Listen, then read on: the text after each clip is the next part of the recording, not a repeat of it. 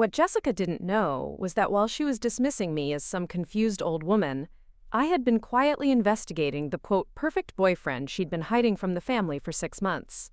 And the evidence I was about to reveal would expose a web of lies that would shatter everything she thought she knew about him and about me. Before we dive in, tell us where you're watching from in the comments. And if this story hits close to home, make sure you're subscribed, because tomorrow's story is even more shocking. My name is Margaret Chen. I'm 72 years old. 3 weeks ago, I became the mother who destroyed her daughter's delusions and possibly saved her life. Not because I'm a meddling parent who can't mind her own business. Not because I'm some paranoid old woman who sees danger everywhere. Because while my daughter was convinced I was too old and out of touch to understand her modern life, I was using skills she never knew I possessed. Skills that would uncover the truth about the man she was planning to marry. Jessica is 34 years old. She's a successful marketing director at a tech startup in downtown Seattle. She owns her own condo in Capitol Hill. She drives a Tesla. She has always prided herself on being independent and street smart. For the past year, she's been lecturing me about how things are different now. How my old-fashioned ideas about relationships don't apply to her generation. How I need to trust her judgment and stop asking so many questions. What Jessica never bothered to ask was where those old-fashioned ideas came from. She never wondered why her widowed mother lived so comfortably in a beautiful house in Bellevue. She never questioned how I always seemed to know things about people that others missed. She assumed that being 72 meant being naive, gullible, hopelessly behind the times. But so, she was wrong about all of it. Let me tell you about the dinner that changed everything. The dinner where I learned exactly how little my daughter respected my intelligence. The dinner that would cost her boyfriend everything he thought he'd built. It was a Tuesday evening in November. Seattle was having one of those perfect autumn days where the leaves looked like they'd been painted gold. I'd spent the afternoon preparing Jessica's favorite meal, Korean bulgogi with my mother's secret marinade recipe. Jessica had finally agreed to bring her boyfriend Derek to meet me, something she'd been avoiding for 6 months with various excuses. He's been traveling for work. We're taking things slow. You know how busy we both are. Always reasons why it wasn't the right time. Always explanations that sounded reasonable but felt rehearsed. I want you to promise me something, Mom, she said as she helped me set the table with my good china. Please don't interrogate Derek with a million questions. He's not used to traditional family dynamics. Not used to traditional family dynamics. As if asking basic questions about someone's background was somehow invasive rather than normal parental concern. I just want to get to know him, I said calmly. You've been together for 6 months, and this is the first time I'm meeting him. That's exactly what I mean, Jessica replied. She used that tone people use when they think they're being patient with someone slow. You don't understand how relationships work now. People don't move at the same pace your generation did. We take our time getting to know each other before involving family. Your generation. My generation. As if 38 years separated us by centuries rather than decades. Times have changed, Mom, Jessica continued as she folded napkins with sharp, precise movements. People date differently now. We don't need family approval for every relationship decision. Family approval. As if wanting to meet my daughter's boyfriend was some antiquated ritual rather than basic human interest in her life. But I smiled and nodded. I'd learned something important over the years. Sometimes the best way to gather information is to let people think you're not paying attention. The doorbell rang at exactly 7 o'clock. Jessica had told Derek 7 o'clock, and he arrived precisely on time. In my experience, people who are obsessively punctual are usually hiding something that requires careful time management. That's him, Jessica said, smoothing her dress and checking her lipstick in the hallway mirror. Remember what you promised. I opened the door to find a man who looked like he'd stepped out of a men's fashion magazine. Derek was handsome in that generic way that suggests significant effort. Perfect teeth that had definitely seen professional whitening. Hair that was styled to look casual but probably took 30 minutes every morning. Clothes that were expensive but not flashy. Dan spa fine. He was exactly the kind of man who'd spent considerable time crafting an image designed to appeal to successful women.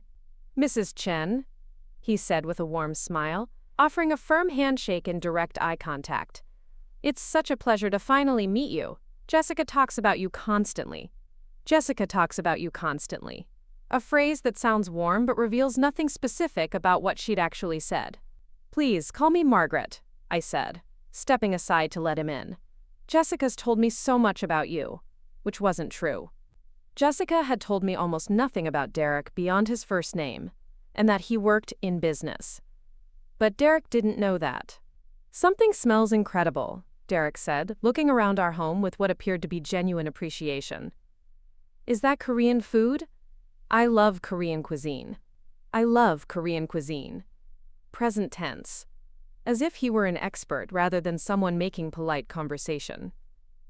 It's my mother's bulgogi recipe, I said. A family tradition. How wonderful that you're keeping family traditions alive, Derek replied. So many people lose touch with their cultural heritage these days. So many people lose touch with their cultural heritage. A comment that sounded thoughtful but was actually completely meaningless. During dinner, Derek was everything Jessica had promised he would be. Charming, attentive. He said all the right things. He complimented my cooking with specific details about the marinade. He asked thoughtful questions about my late husband. He expressed appropriate interest in Jessica's career. But I was watching for things most people don't notice. The way he checked his phone discreetly during conversations. A quick glance down at his lap when he thought no one was looking. 3 times during the appetizer course alone. How his stories about his job were vague and filled with impressive-sounding details that didn't quite add up. International consulting and global market analysis without ever mentioning specific companies or projects. The fact that he deflected every question about his family or background with humor and subject changes. When I asked where he grew up, he made a joke about being a nomad kid whose family moved around too much to call anywhere home. Most telling was how he interacted with Jessica. He was affectionate but controlling, steering conversations away from topics he didn't want to discuss, subtly correcting things she said, making decisions for both of them without asking her opinion. Derek thinks we should order wine, Jessica had said when I offered her a choice between water, soda, or tea. Derek suggested I try the salmon, she mentioned when I asked what she wanted for our next dinner together. Derek says I work too much, she laughed when I complimented her recent promotion. Derek thinks, Derek suggested, Derek says. Even in casual conversation, Jessica was centering Derek's opinions and preferences rather than her own. Derek thinks we should take a trip to Europe this spring, Jessica announced as we cleared the main course. He's been to Paris so many times for business, he wants to show me all the hidden gems tourists never see. Derek thinks. He wants to show me. Again, Derek's preferences and expertise were the focus rather than what Jessica might want to experience. That sounds wonderful, I said, carrying plates to the kitchen. What kind of business takes you to Paris so frequently, Derek? The question was casual, conversational, the kind of thing any parent might ask about their daughter's boyfriend's career. Derek's smile never wavered, but I caught something. A micro-expression that crossed his face for just a split second. Annoyance mixed with calculation. International consulting, he replied smoothly. Nothing too exciting. Just helping companies navigate global markets. International consulting. Global markets. Phrases that sounded impressive, but explained nothing about what he actually did for work. That's when I made what Jessica would later call my mistake. I asked a follow-up question. Which company do you work for? I have a friend whose son works in international business. You might know each other. Derek's smile stayed perfectly in place, but his eyes sharpened slightly. It's a small boutique firm, he said. Probably not one your friend would know. We keep a pretty low profile. Small boutique firm. Low profile. More non-answers designed to shut down inquiry while sounding reasonable. What's the name of the firm? I asked. I'm curious about what you do. Mom, Jessica interrupted quickly, you're asking a lot of work questions. I'm just interested in Derek's career, I said. It sounds fascinating. It's really not that interesting, Derek said with a self-deprecating laugh. Most people find international trade law pretty boring. International trade law. That was new. 30 seconds earlier, it had been international consulting. Now it was trade law. But Jessica didn't seem to notice the inconsistency. "See?" she said to me. "You're making him uncomfortable. Not everyone wants to talk about work at dinner." Making him uncomfortable. As if asking someone what they do for a living was inappropriate, rather than standard social interaction. "You're right," I said, letting the subject drop.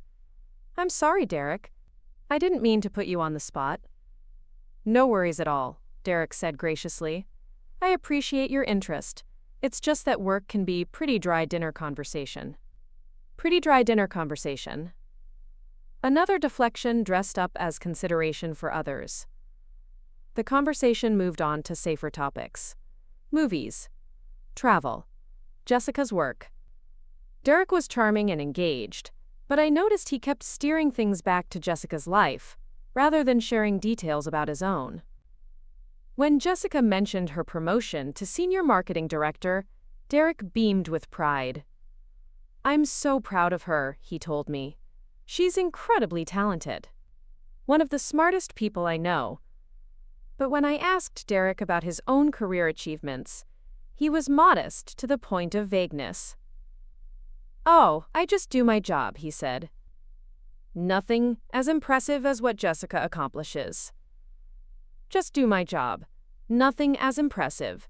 Self-deprecation that avoided providing any actual information. As we moved to dessert, Derek excused himself to use the bathroom. Jessica immediately leaned across the table. "What do you think?" she asked eagerly. "He seems very nice," I said carefully. "That's it? He seems nice?" Jessica looked disappointed. "Mom, he's perfect. He's kind, he's successful, he treats me like a queen." "What more could you want?" "What more could I want?" "Information. Specifics.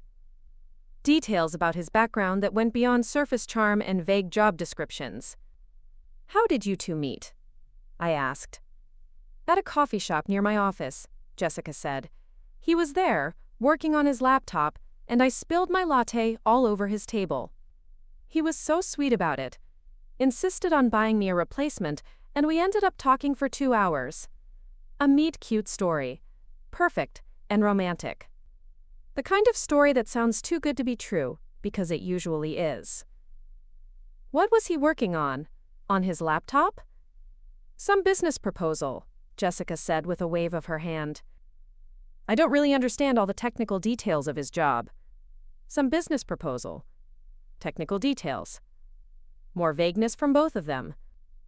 Derek returned from the bathroom, and the conversation continued. He was everything a mother should want in her daughter's boyfriend. Polite, respectful, clearly devoted to Jessica. But something was wrong. I couldn't put my finger on it, but something about Derek felt performed. Like he was playing a role rather than being himself. When Jessica went to the kitchen to get coffee, Derek turned his full attention to me. "I want you to know how much Jessica means to me," he said earnestly. "She's changed my life. I've never met anyone like her." Changed my life. Never met anyone like her. The right words, but they felt rehearsed. "She's very special," I agreed. "She is," Derek said, "and I want you to know that I take care of her. She'll never want for anything as long as she's with me.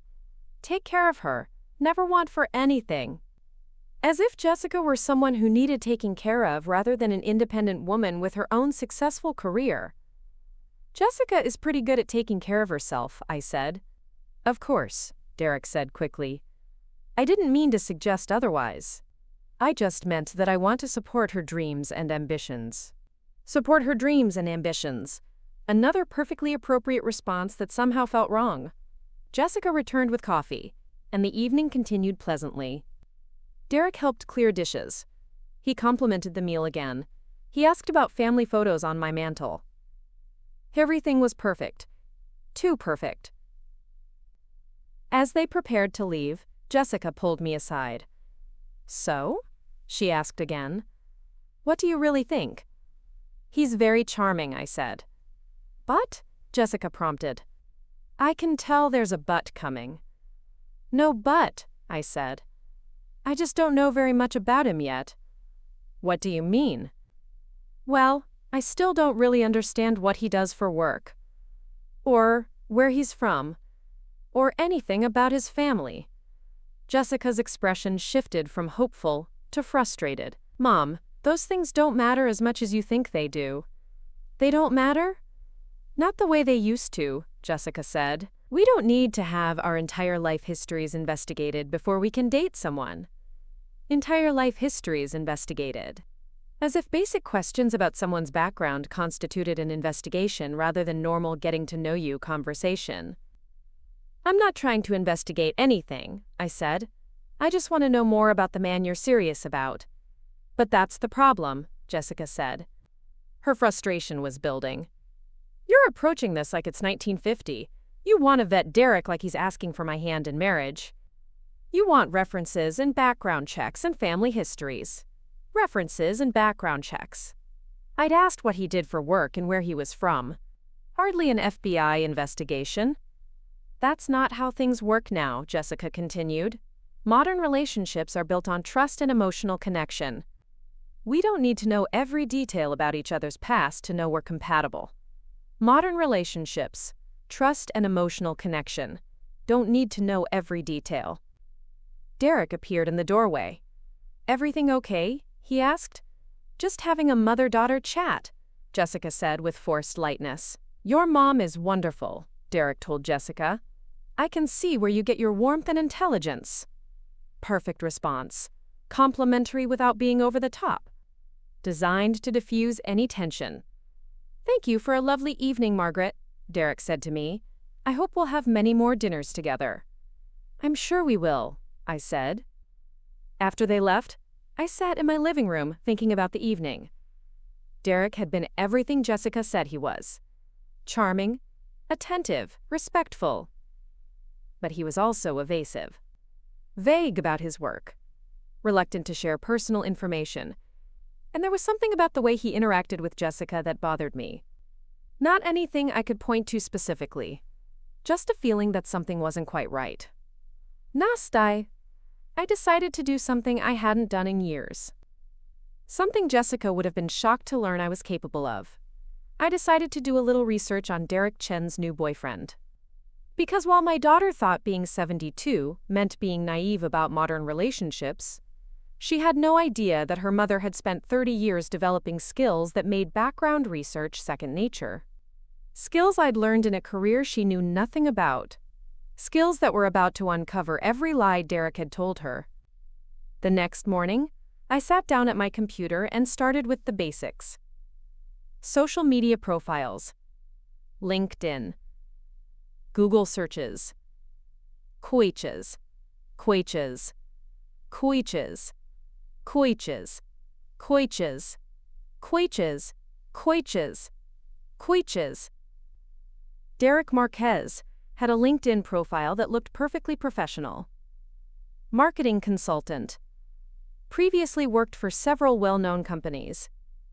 Currently self-employed. But when I clicked through to verify his employment history, things got strange. The companies existed, but there was no record of Derek ever working for them. No mentions in company newsletters. No traces in professional databases. Mala Clefto. His social media presence was minimal. A Facebook profile with only a handful of posts, all from the past year. An Instagram account with generic photos of food and sunsets. Nothing that showed his personality or gave insight into his life before meeting Jessica. For someone who claimed to travel frequently for business, his social media showed no travel photos, no pictures with colleagues, no indication of the international lifestyle he'd described. The wezini have of what profession? I decided to dig deeper. Betation te Chin. I called my friend Helen, whose son worked in international business. I described Derek's supposed job and asked if it sounded familiar. Mom, Helen's son told me when she put him on the phone, that job description doesn't really make sense. International consulting is too vague to mean anything. And if he's working in trade law, he'd need to be licensed. You can check the Bar Association website. I checked. No Derek Marquez licensed to practice law in Washington state. Or any other state I could find. Platt. That's when I realized Jessica was dating a man who'd lied about his career. Possibly about everything else too. Platt. But I needed more evidence before I could tell her anything. Because I knew exactly what her reaction would be. BMOS. She'd accuse me of being paranoid. Of being unable to accept her independence. Of being too old to understand modern dating. So I kept digging. For she chorshes. I used skills I developed during 30 years working as a private investigator. Skills Jessica knew nothing about because she'd never asked detailed questions about my career. She knew I'd worked in security consulting before she was born, but she'd never shown interest in what that actually meant. If she had asked, she would have learned that her mother had been one of the most successful private investigators in the Pacific Northwest, that I'd specialized in background checks and fraud investigation, that I'd helped dozens of women uncover the truth about men who were lying to them, that I'd retired from active investigation when Jessica graduated college, but I'd never lost the skills. Over the next 3 weeks, I systematically dismantled Derek's entire false identity. His address led to a luxury apartment building, but he wasn't on the lease. He was subletting from someone who was traveling overseas for a year. His car was leased under a different name, a name that belonged to someone who'd recently died in another state. His business cards led to a phone number that went to a Google Voice account and a P.O. box in a shipping store. Most damning of all, I found evidence that Derek Marquez wasn't his real name. The social security number he'd used on apartment applications belonged to someone else entirely. Jessica's perfect boyfriend was a complete fraud. But I still didn't know what he was after. Money was the obvious answer. But Jessica wasn't wealthy enough to make her an obvious target for a professional con artist. That's when I realized I was thinking too small. Derek wasn't just after Jessica's money. He was after her connections, her successful career in tech, her network of wealthy clients and colleagues. He was using her as a way into Seattle's tech industry, planning to establish credibility through their relationship, then launch some kind of investment scam targeting her professional contacts. Wei and I'd seen it before. Romance scams that were really elaborate setups for much bigger fraud schemes. The question was how to tell Jessica without her dismissing me as a paranoid old woman who couldn't accept her happiness. Mintuo. I decided to wait for the right moment. An opportunity to present the evidence in a way she couldn't ignore. That opportunity came sooner than I expected. Jessica called me 2 weeks after the dinner, bubbling with excitement. "Mom, I have news," she said. "Derek proposed." Proposed. After 6 months of dating and lying about everything. "That's sudden," I said carefully. "I know it seems fast," Jessica said, "but when you know, you know. And Derek says he's been carrying the ring around for weeks, waiting for the perfect moment," Derek says. Even in describing her own engagement, Jessica was centering Derek's version of events. "When's the wedding?" I asked. "We're thinking next month," Jessica said. "Something small and intimate. Derek doesn't have much family, so it'll mostly be our friends." Next month. No family. Rush timeline. All the red flags of a man trying to lock down his target before she could discover the truth. "That's very quick," I said. "Mom, please don't start," Jessica said, her excitement shifting to defensiveness. "This is supposed to be a happy moment." "I am happy for you," I said. "I just think maybe you should take a little more time to plan. A wedding is a big decision." "We don't need a big wedding," Jessica said. "We just want to start our lives together. Derek says elaborate weddings are just expensive parties that don't mean anything." Derek says? Again. "Have you met his family yet?" I asked. "I told you, he doesn't have much family," Jessica said. "His parents died in a car accident when he was in college. He has a sister, but they're not close."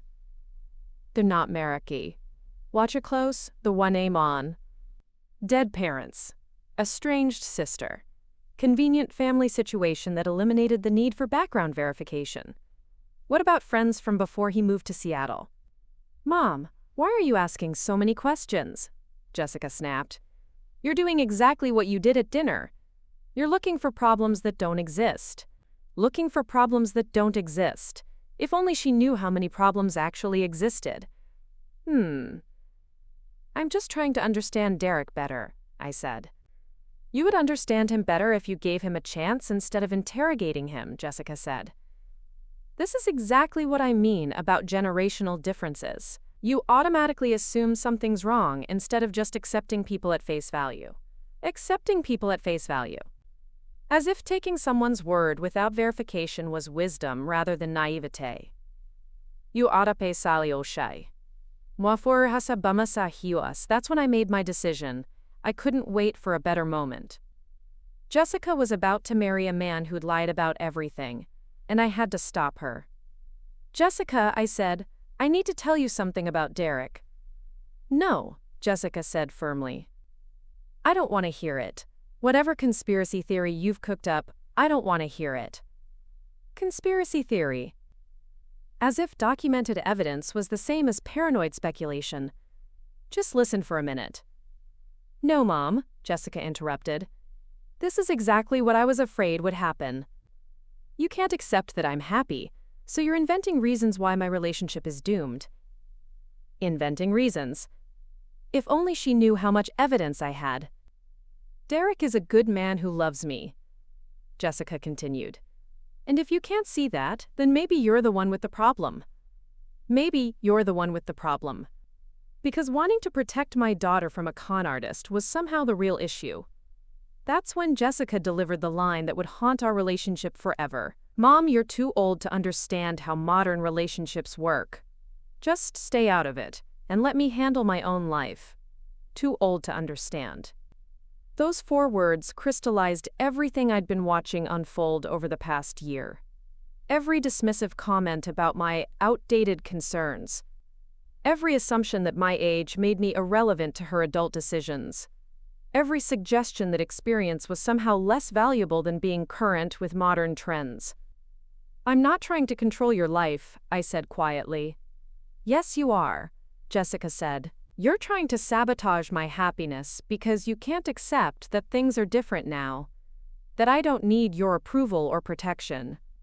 Don't need your approval or protection. Even though she was about to marry a complete stranger using a false identity. I love you, Jessica, I said. That's all this is about. If you love me, you'll support my decision, Jessica said. You'll stop looking for problems and start being happy that I found someone who makes me happy. Someone who makes me happy. A con artist who was planning to use her professional network to launch fraud schemes. I'll call you when I'm ready to plan the wedding, Jessica said. But only if you promise to be supportive instead of suspicious. And with that, she hung up. I sat in my quiet house, staring at the phone. My daughter was about to make the biggest mistake of her life, and she'd just told me to stay out of it. But Jessica had made one crucial error in her assessment of the situation. She thought her 72-year-old mother was too old and naive to understand modern relationships. She had no idea that her mother had spent 3 decades investigating exactly these kinds of modern relationships. That I'd helped dozens of women escape from men exactly like Derek. That being too old to understand had actually given me the wisdom to see through lies that younger people missed. Jessica was about to learn that her mother wasn't the confused old woman she thought I was. She was about to discover that some generational perspectives weren't limiting at all. They were life-saving. After Jessica hung up on me, I sat in my living room for exactly 10 minutes. Then I walked to my home office and opened a filing cabinet that hadn't been touched in years. Inside were my old business cards. Margaret Chen, licensed private investigator. 30 years of background checks, fraud investigations, and missing persons cases. 30 years of helping people uncover the truth about the people they trusted. Jessica had no idea who her mother really was. She thought I'd worked in security consulting because that's what I'd told her when she was young. It sounded boring enough that she never asked follow-up questions. When she got older, she never bothered to ask for details.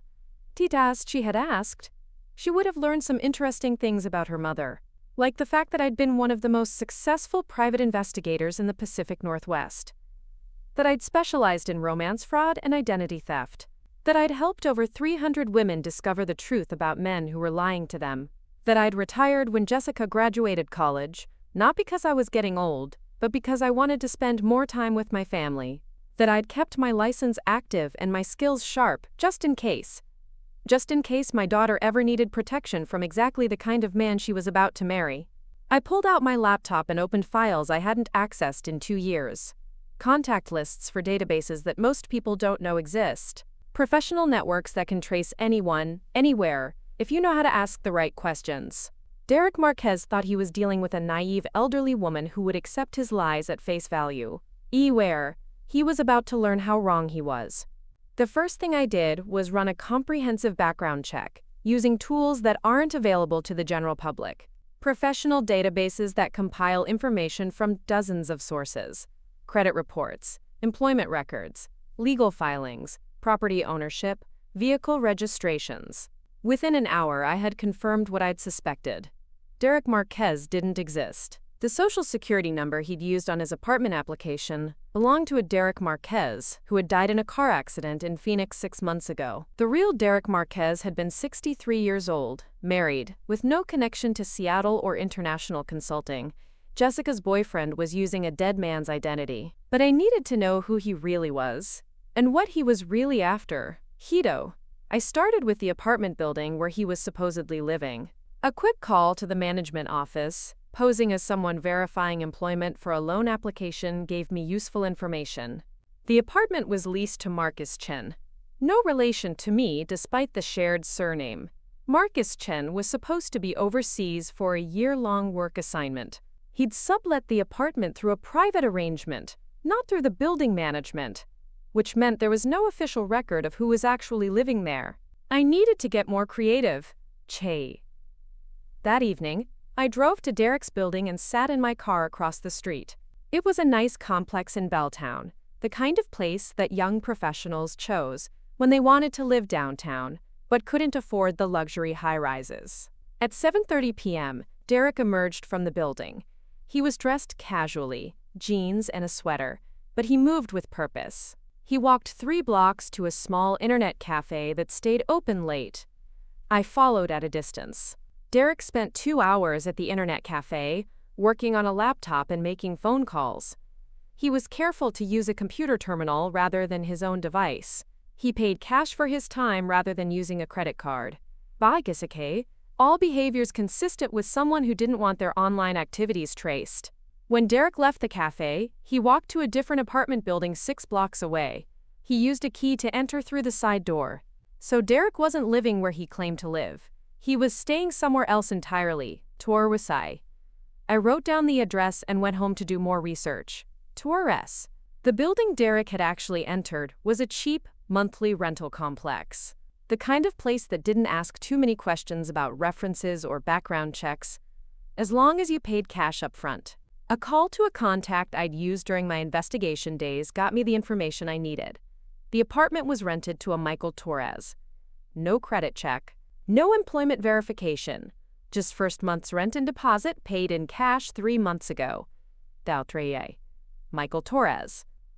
Probably another false identity, but at least now I had a name Derek was actually using. No one pulling eye. I ran Michael Torres through every database I could access. What I found was alarming. Pling. Michael Torres had a history. A long history of romance fraud across multiple states. He specialized in targeting successful women in their 30s and 40s. He'd been arrested twice, but never convicted, because his victims usually discovered the truth after he'd already moved on to a new city and a new identity. Hales, use new identity. Hales Sipin 4 of the Point Sakrov. His pattern was always the same. Create a fake professional identity. Meet a target through carefully orchestrated chance encounters. Build trust through intense romance and promises of marriage. Then either disappear with whatever money he could access, or use the relationship to launch bigger fraud schemes targeting the victim's professional network. Jessica wasn't Derek's first victim, she wasn't even his 10th. Bunny Mamal. But she was about to be his last, if I had anything to say about it. Mal. The problem was proving it. I had evidence that Derek was using false identities, but Jessica would dismiss anything I told her as paranoid speculation. She'd already made up her mind about my motives. I needed irrefutable proof. Something she couldn't explain away or ignore. Burper. That's when I remembered something from my investigation days. The best way to expose a con artist isn't to present evidence of their lies. It's to trap them in contradictions they can't escape. I needed to create a situation where Derek would reveal himself. The next morning, I called Jessica. "I've been thinking about our conversation yesterday," I said. "You're right that I've been too suspicious. I want to apologize." Jessica was quiet for a moment. "Really?" "Really," I said. "Derek makes you happy, and that's what matters. I'd like to make it up to both of you." "What do you mean?" "I'd like to throw you an engagement party," I said. "Something nice to celebrate your news properly." Jessica's voice brightened immediately. "Mom, that would be wonderful. Derek will be so touched." Derek will be so touched.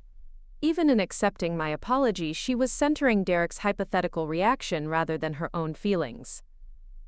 "I was thinking we could have it next weekend," I said. "I'll invite some family friends. Maybe Derek could invite some of his colleagues?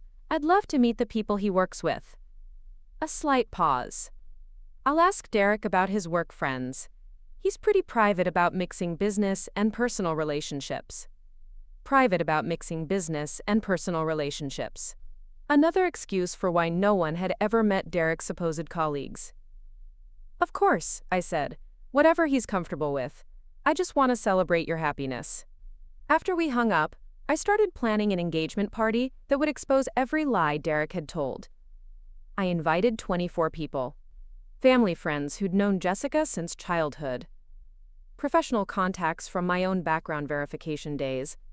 A few of Jessica's colleagues from her tech company. But most importantly, I invited 3 people Derek wouldn't expect to see.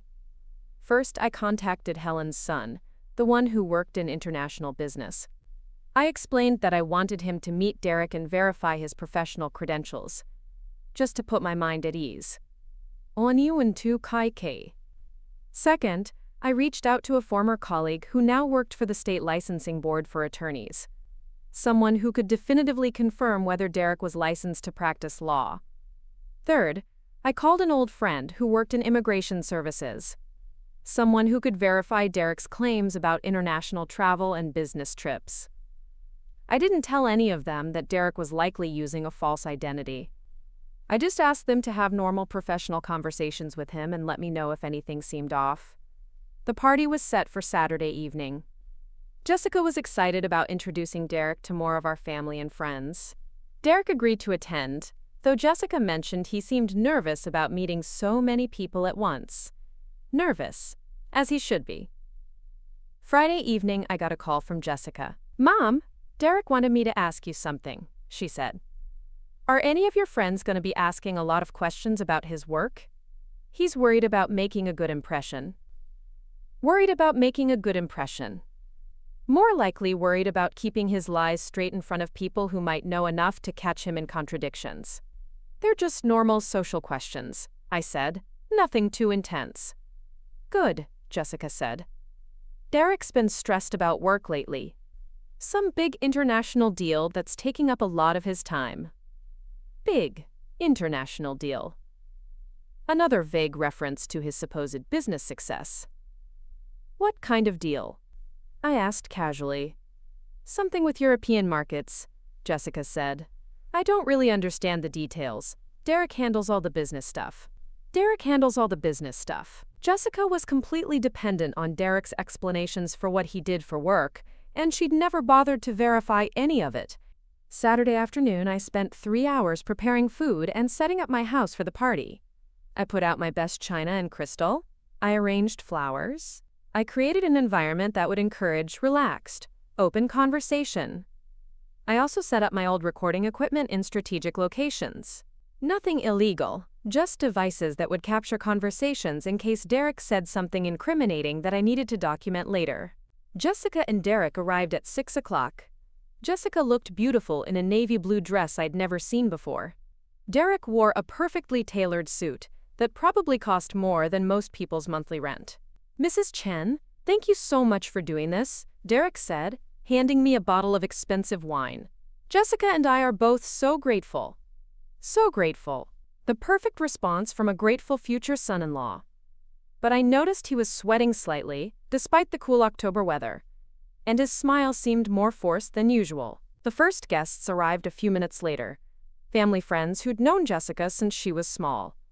They hugged her and congratulated her on the engagement. They were warm and welcoming to Derek. Derek handled these interactions well. He was charming and appropriate. He asked about their careers and families. He complimented my home and cooking. But I was watching for micro-expressions, signs of stress or calculation. The subtle tells that indicate someone is working hard to maintain a performance. Derek was definitely performing. At 7 o'clock, Helen's son arrived.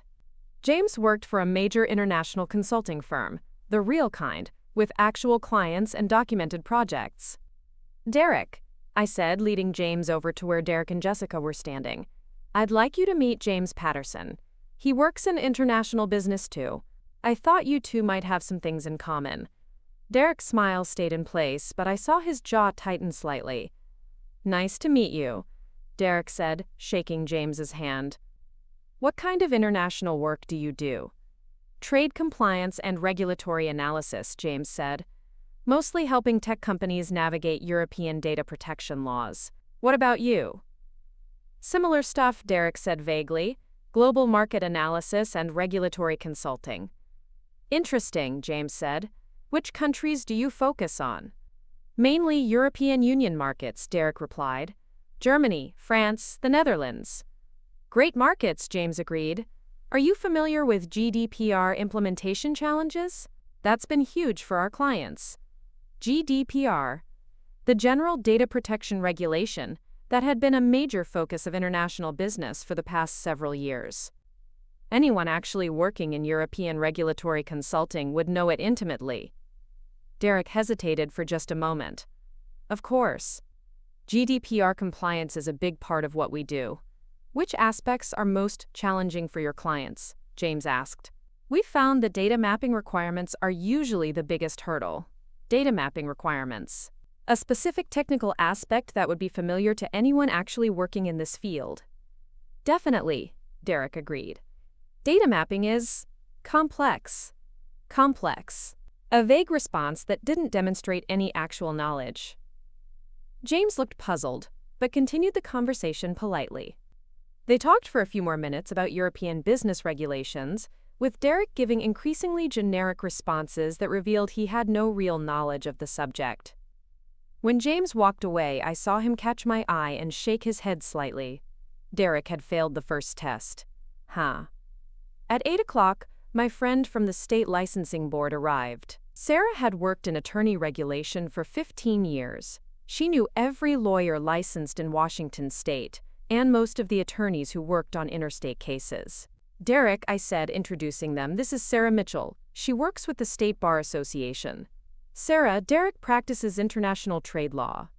Sarah's eyes lit up with professional interest. "How wonderful! Are you licensed in Washington?" "Yes," Derek said without hesitation. Line number 1. I already knew Derek wasn't licensed anywhere. "Which law school did you attend?" Sarah asked. "University of Washington," Derek replied smoothly. Line number 2. I'd checked. No. Derek Marquez had graduated from UW Law School in the past 20 years. "I know several professors there," Sarah said. "Who did you study international trade law with?" Derek named a professor I was certain Sarah would know, because I'd coached her on what questions to ask. "Professor Williams?" Sarah looked confused. "Derek, Professor Williams teaches constitutional law, not international trade. Are you sure you have the right name?" Derek's composure cracked slightly. "You're right, I misspoke. It was Professor Johnson. Professor Johnson. I don't think UW has a Professor Johnson in the law school," Sarah said gently. "At least not one who teaches trade law." Derek's face was reddening. It's been a few years. I might be confusing professors from different courses. Confusing professors from different courses. The kind of mistake that someone who'd never attended law school might make. Sarah looked at me with raised eyebrows. She'd caught Derek in multiple lies within 5 minutes of meeting him. By 9 o'clock, my friend from Immigration Services had also spoken with Derek. She'd asked about his supposed frequent travel to Europe. Derek had claimed to travel to Paris and Berlin monthly for client meetings. But when she asked about visa requirements and travel documentation for business visitors, Derek had no idea what she was talking about. He didn't know about business visitor visa restrictions. He wasn't familiar with customs procedures for frequent international travelers. He was clearly someone who'd never traveled internationally for business purposes. 3 professional conversations. 3 complete failures to demonstrate knowledge he should have had if any of his stories were true. By 10 o'clock, Derek was visibly stressed. He was sweating more heavily despite the cool evening. His responses to questions were getting shorter and more evasive. He kept checking his phone and looking toward the door. Jessica hadn't noticed any of this. She was busy accepting congratulations from friends and showing off her engagement ring. She was radiating happiness and excitement about her future with Derek. But several of my guests had noticed Derek's strange behavior. I could see them exchanging glances and whispering among themselves. At 10:30, Derek approached Jessica and whispered something in her ear. She looked disappointed but nodded. "Mom," Jessica said, coming over to me, "Derek isn't feeling well. We're gonna head home early." Isn't feeling well. More likely he realized his lies were unraveling and needed to escape before more people started asking questions. "Of course," I said. "Thank you both for coming. I hope Derek feels better." Derek shook my hand goodbye, but his palm was damp with sweat. His eyes kept darting around the room like he was worried someone might stop him from leaving. "Thank you for the party, Mrs. Chen," he said. "It was educational." Educational. An interesting choice of words from someone who'd just been exposed as a fraud. After Derek and Jessica left, my professional contacts stayed to debrief. "Margaret," James said, "I don't think Derek knows anything about international business. The things he said don't make sense for someone actually working in that field." "He's definitely not a licensed attorney," Sarah confirmed, "and he doesn't know basic facts about UW Law School. I'm not sure he's ever set foot on the campus." "His travel claims are impossible," my immigration friend added. "The timeline he described would require visa documentation he doesn't seem to have. Plus, he didn't know basic procedures that any frequent business traveler would be familiar with." 3 professional confirmations that Derek had lied about every aspect of his supposed career. But I still needed more evidence. Something that would convince Jessica beyond any doubt. Sunday morning, I decided to take a more direct approach. I drove to the cheap apartment building where Derek was actually living. I parked across the street and waited. At 10 o'clock, Derek emerged from the building. But he wasn't alone. He was with a woman, a blonde woman in her 40s, well-dressed and attractive. They were holding hands and laughing together. I followed them to a nearby restaurant, staying far enough back to avoid being seen. Through the window, I watched Derek and this mystery woman have what appeared to be an intimate brunch. He kissed her goodbye when they left. Derek had another girlfriend. While he was engaged to Jessica, he was maintaining a relationship with someone else. Meishi, Pappo, Shiter Junlai. I needed to know who this woman was. She. I followed her to her car and noted the license plate number. A quick call to a contact who still worked in law enforcement got me the information I needed. The car was registered to Amanda Foster, age 42, employed as a real estate agent in Bellevue, recently divorced according to public records. I spent Sunday afternoon researching Amanda Foster. What I found was disturbing. Amanda had been posting on social media about her new boyfriend Derek Martinez. She'd been seeing him for 4 months, which overlapped significantly with his relationship with Jessica. But Derek had told Amanda a completely different story about his life. According to her posts, Derek was a successful real estate investor who was helping her launch her own investment company. He was running completely different cons on both women simultaneously. Amanda's social media also revealed something else. She'd been lending Derek money. Significant amounts, based on her posts about, quote, supporting Derek's business ventures and investing in our future together. Derek wasn't just lying to Jessica. He was stealing from Amanda. Bows. I needed to contact Amanda and warn her. But I also needed her to understand the scope of Derek's deception. Monday morning, I called Amanda's real estate office. "Miss Foster," I said when she answered, "my name is Margaret Chen. I need to speak with you about Derek Martinez." A pause. "Who is this?" "I'm a private investigator," I said. "Derek Martinez is not who he claims to be. He's currently engaged to my daughter while dating you. I have evidence that he's using false identities and stealing money from both of you." A longer pause. "This is some kind of joke, right?" "I'm afraid not," I said. "Can we meet? I have documentation that I think you need to see." Amanda agreed to meet me at a coffee shop that afternoon. She arrived looking skeptical and defensive. "I don't know what you think you're proving," she said as she sat down across from me. "But Derek and I are in a committed relationship. He wouldn't be seeing anyone else." "When did you last see Derek?" I asked. "Yesterday morning," Amanda said. "We had brunch together." "What did you do Saturday night?" "Derek had to work," Amanda said. "Some client dinner that ran late." Client dinner. While Derek had actually been at my engagement party with Jessica, I pulled out photos I'd taken of Derek and Jessica at the party. Photos that clearly showed them together, holding hands, kissing, celebrating their engagement. Amanda stared at the photos in shock. "These are from Saturday night," I said gently. "Derek wasn't at a client dinner. He was at an engagement party. With my daughter. They're planning to get married next month." Amanda's face went pale. "That's impossible. Derek and I are planning to start a business together. He's been helping me with investment strategies." "What kind of investment strategies?" "Real estate development," Amanda said. "Derek has connections with European investors who want to fund projects in Seattle." European investors. Another variation of Derek's international business lies. "How much money have you given Derek for these investments?" Amanda hesitated. "That's personal." "Ms. Foster, Derek is running the same con on you that he's running on my daughter. The only difference is that he's stealing your money while planning to steal her professional network." I showed Amanda the evidence I'd compiled. The false identity documentation. The background check results showing Derek Marquez was a dead man. The criminal history for Michael Torres. "This is the man you've been dating," I said. "His real name is probably Michael Torres, and he's a career criminal who specializes in romance fraud." Amanda stared at the documents with growing horror. "He's stolen almost $40,000 from me," she whispered. "I took out a loan against my house to fund his investment projects. $40,000.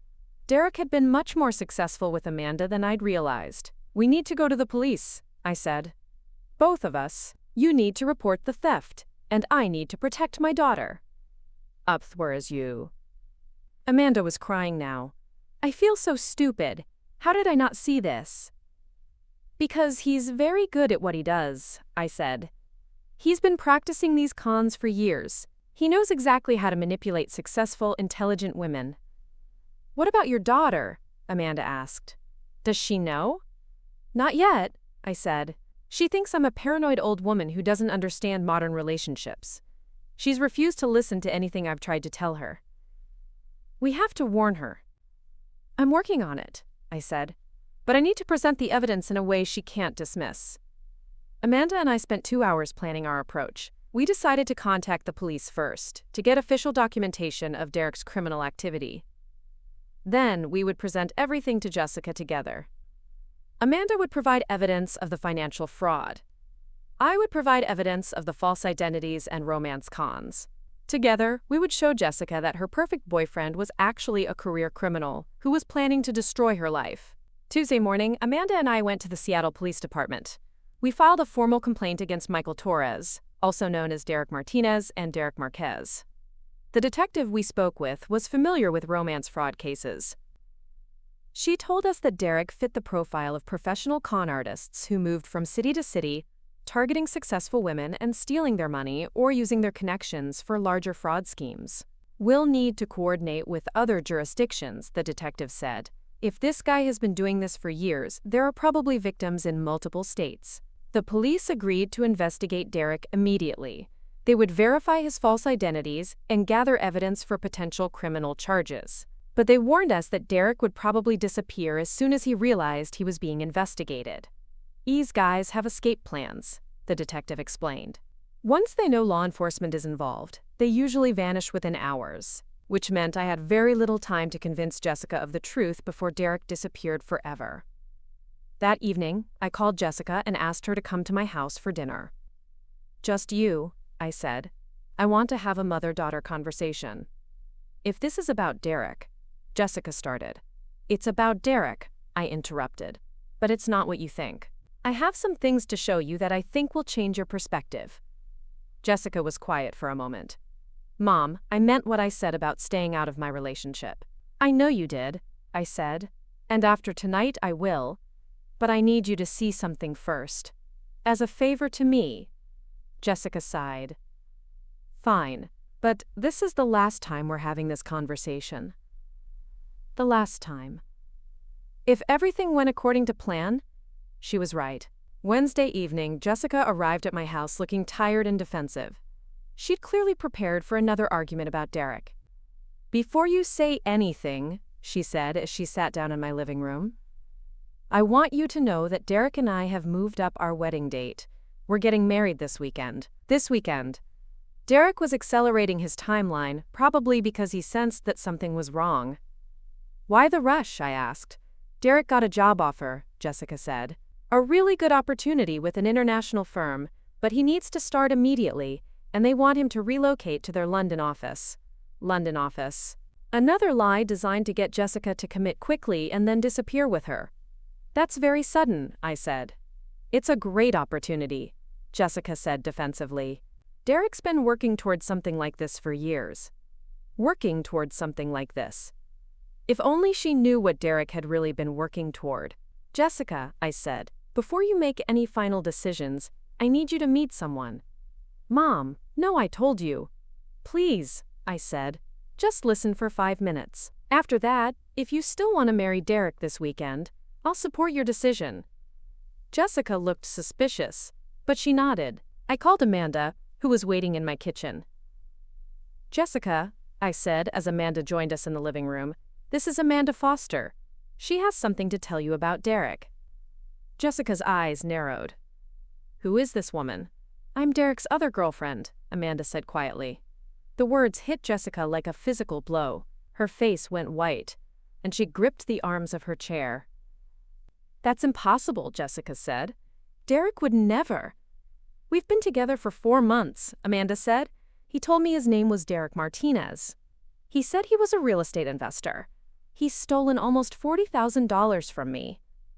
Jessica stared at Amanda in shock. "You're lying." Amanda pulled out her phone and showed Jessica photos of her and Derek together. Recent photos, taken at restaurants and events around Seattle. "He told me he loved me," Amanda said. "He said we were going to start a business together. He said he was going to marry me." Going to marry me. The same promises Derek had made to Jessica. "This doesn't make sense," Jessica said, but her voice was shaking. I handed Jessica the folder of evidence I'd compiled. Derek's real name is Michael Torres. He's a career criminal who specializes in romance fraud. He's not licensed to practice law. He doesn't work in international business. Everything he's told you is a lie. Jessica flipped through the documents with growing horror. The false identity records. The criminal background checks. The evidence that Derek Marquez was a dead man's name. "This can't be real," she whispered. "It's real," I said gently. "Derek is planning to marry you this weekend and then disappear. Either with whatever money he can access from your accounts, or with information about your professional network that he can use for investment scams." Jessica looked up at me with tears in her eyes. "How long have you known?" "I suspected something was wrong from the first dinner," I said. "I've been investigating him for 3 weeks." "Investigating him?" Jessica's voice was barely audible. "Jessica," I said, "there are some things about my background that you don't know. Things I never told you because they never seemed relevant." I handed her my old business cards. My private investigator's license. Documentation of 30 years of fraud investigation and background verification. "Your mother isn't just some confused old woman who doesn't understand modern relationships," I said. "I've been helping people uncover the truth about romance fraudsters for 3 decades. I've seen hundreds of cases exactly like Derek's." Jessica stared at the business cards in amazement. You're a private investigator? I was, I said. I retired when you graduated college. But I never lost the skills. Why didn't you ever tell me? Because you never asked, I said simply. You assumed I was just a boring security consultant. You never showed interest in learning more about my career. Jessica was crying now. I feel so stupid. How did I not see any of this? Because Derek is very good at what he does, I said. He's had years of practice manipulating intelligent, successful women. This isn't your fault. Amanda leaned forward. The police are investigating him now. They think he's probably done this to dozens of women across multiple states. What happens now? Jessica asked. Now you call Derek and tell him the wedding is off, I said. And then we make sure he faces consequences for what he's done to you and Amanda. Jessica nodded slowly. I need to call him. She pulled out her phone with shaking hands. Derek, she said when he answered, we need to talk. Can you come over to my place right now? I couldn't hear Derek's response, but Jessica's face hardened as she listened. No, she said firmly. We need to talk tonight. It can't wait until tomorrow. Another pause. Fine, Jessica said. I'll come to you. She hung up and looked at me. He doesn't want to come here. He wants me to meet him at his apartment. The fake apartment or the real one? I asked. Jessica looked confused. What do you mean? I explained about Derek's 2 addresses, how he'd been maintaining separate living arrangements to support his false identity. He gave me an address in Belltown, Jessica said. That's the fake apartment, I said. He's actually living in a cheap rental under the name Michael Torres. Jessica's face crumpled. Everything was a lie. Absolutely everything. Not everything, I said. Your feelings were real. Your love was real. Derek took advantage of something genuine and beautiful, and that's not your fault. What do I do now? Now you confront him, I said. But not alone. Amanda and I are coming with you. I don't know if I can face him, Jessica said. You can, I said, because you're stronger than you realize, and because you deserve to look him in the eye and tell him exactly what you think of his lies. Jessica took a deep breath. Okay. Let's go expose Derek Martinez or Michael Torres or whoever he really is. One more thing, I said as we gathered our coats. When we confront Derek, I want you to remember something. You told me I was too old to understand modern relationships. But some things never change. Liars have always been liars. Criminals have always been criminals. And love built on deception has never been real love. Jessica nodded.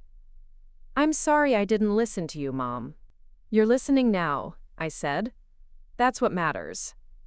As we drove toward Derek's fake apartment, I felt something I hadn't experienced in years. The satisfaction of a case coming together. The anticipation of confronting a criminal with irrefutable evidence of their crimes. Derek thought he was dealing with 2 naive women who would never figure out his game. He was about to learn that one of those women was a former private investigator who'd built a career on exposing men exactly like him. And the other was her daughter, who was about to show Derek exactly how much strength she'd inherited from her mother. The drive to Derek's fake apartment building felt like the longest 20 minutes of my life. Jessica sat in the passenger seat, staring at the folder of evidence in her lap. Amanda followed us in her own car, her face grim with determination. I keep thinking about all the signs I missed, Jessica said quietly. How did I not see any of this? Because you trusted him, I said. That's not a character flaw, Jessica. That's what makes you a good person. But you saw through him immediately.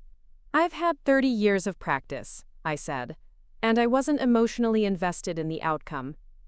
We pulled up across the street from Derek's supposed apartment building, the Belltown address he'd given Jessica. The luxury complex where he pretended to live but had never actually rented an apartment. How do you want to handle this? I asked. Jessica took a deep breath. I want to hear him lie to my face one more time, then I want to watch his reaction when we present the evidence. Are you sure you're ready for this? No, Jessica said, but I need to do it anyway. Amanda joined us on the sidewalk. She looked nervous but determined. I've been thinking about this moment for 2 days, Amanda said. All the things I want to say to him. All the questions I want answered. Remember, I said, Derek is going to try to manipulate both of you. He'll deny everything at first. Then he'll try to make you feel sorry for him. Then he might get angry when he realizes we have proof. What if he runs? Jessica asked. He might, I said. But the police are already looking for him. If he runs, it just confirms his guilt. We walked into the building lobby. Jessica called Derek from the house phone. I'm downstairs, she said. Can you buzz me up? There was a pause while Derek responded. I have my mom with me, Jessica continued. She wanted to apologize for being suspicious. I almost smiled at Jessica's strategy, using Derek's assumption that I was a harmless old woman to get close to him. We'll be right up, Jessica said. The elevator ride to the 15th floor was silent, each of us lost in our own thoughts about what was about to happen. Miss A. Derek was waiting in the hallway when the elevator opened. He was dressed casually in jeans and a sweater, but his hair was perfectly styled and he smelled like expensive cologne. Even knowing what I knew about him, I had to admit Derek was good at playing the role of successful boyfriend. Jessica, he said, kissing her cheek. Mrs. Chen, what a nice surprise. What a nice surprise. As if my presence was unexpected rather than something Jessica had specifically mentioned. Derek, I said with a smile. I wanted to apologize for being so suspicious at the engagement party. I realized I was being overprotective. Derek's face brightened with what appeared to be genuine relief. No apology necessary, he said graciously. I completely understand. Jessica is lucky to have a mother who cares so much about her welfare. Cares so much about her welfare. The perfect response from a caring future son-in-law. I brought a bottle of champagne, I said, holding up the bag I'd been carrying, to celebrate your engagement properly. That's so thoughtful, Derek said. Come in, come in. Hamin, Hamin. He led us into the apartment, which was beautifully furnished and immaculately clean. It looked exactly like the home of a successful young professional. This is a lovely place, I said, looking around admiringly. Thank you, Derek said. I've been here about 2 years. Great location for getting downtown.